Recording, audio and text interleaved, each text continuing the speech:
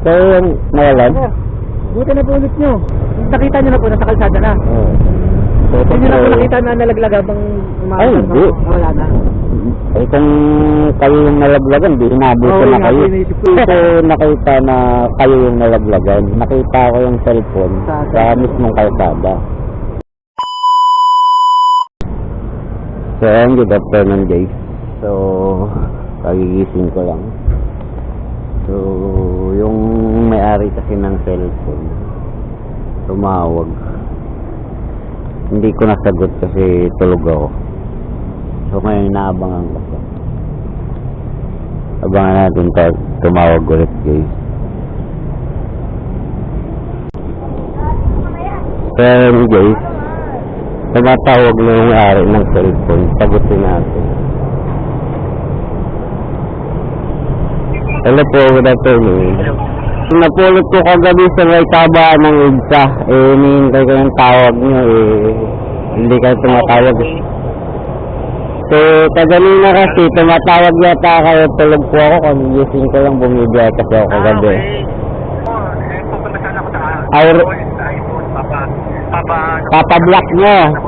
Papa-block nyo.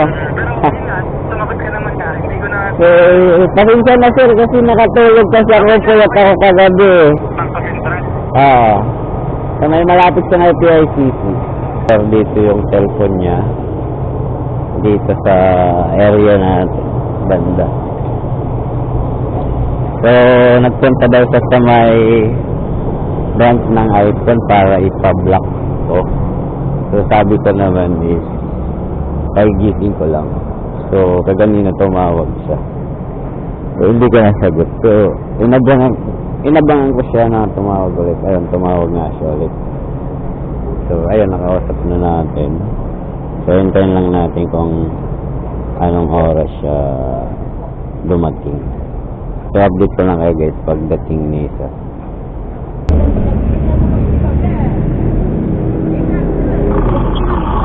Hello po.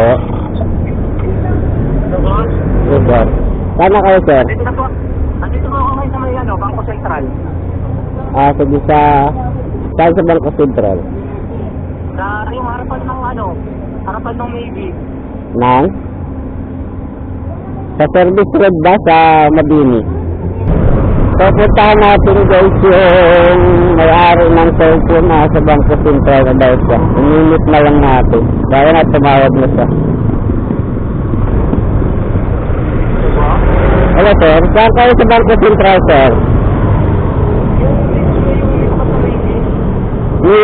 Sa may service road? Wait lang sir, pupuntahan lang ko sa dyan.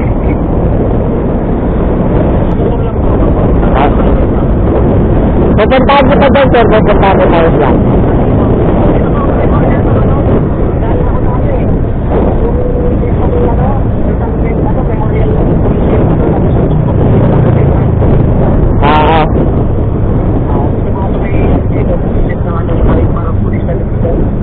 Sige.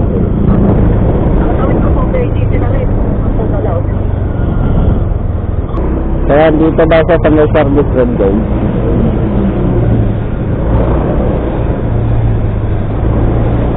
May tapat ng Bangko Sentral.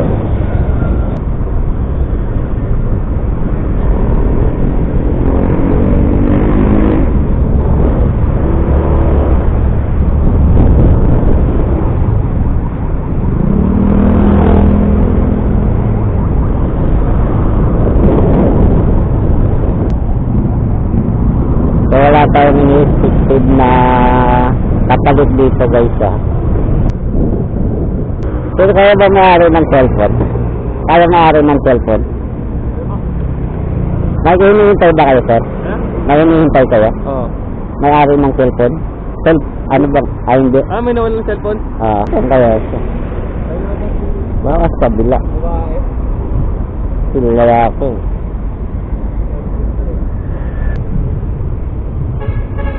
Ito siguro.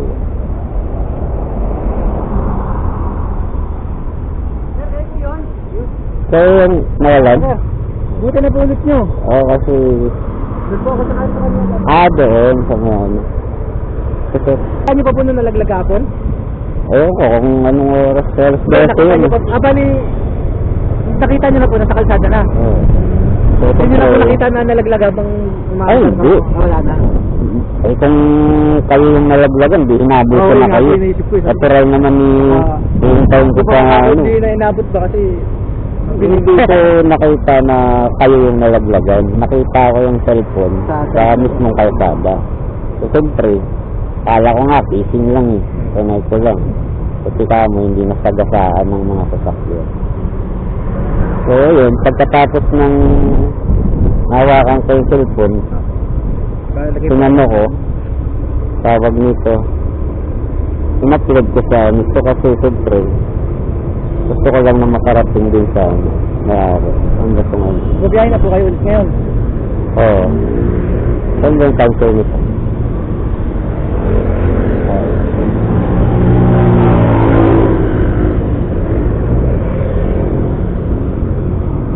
Dito lang po, anong babiyahin na po ulit kayo niya? Oo. Ano pong pangalan niya, sir? GB lang. Ano po? GB. JD. Hindi naman kayo nagbablog, sir. Ha? Hindi kayo nagbablog. Ayun nga, na-upload ko nga yung mga napupulot ko, yung mga... Tinutulungan ko lang, yun yun, yung na-upload ko lang. Yun yung binablog ko sa... Sir, dagdag na muna kung ano pangalan mo. Sige sir, thank you. Oh, salamat ha. Thank you. Pasensya na rin po, buti napulit niya. Oo. Siyempre, hindi naman natin pag-interest yung bagay na hindi naman atin. Salamat. So, Buti maabot swerte lang na hindi nasagasaan yun. Kasi, kung nasagasaan yun, durog talaga yun. Thank you, boss.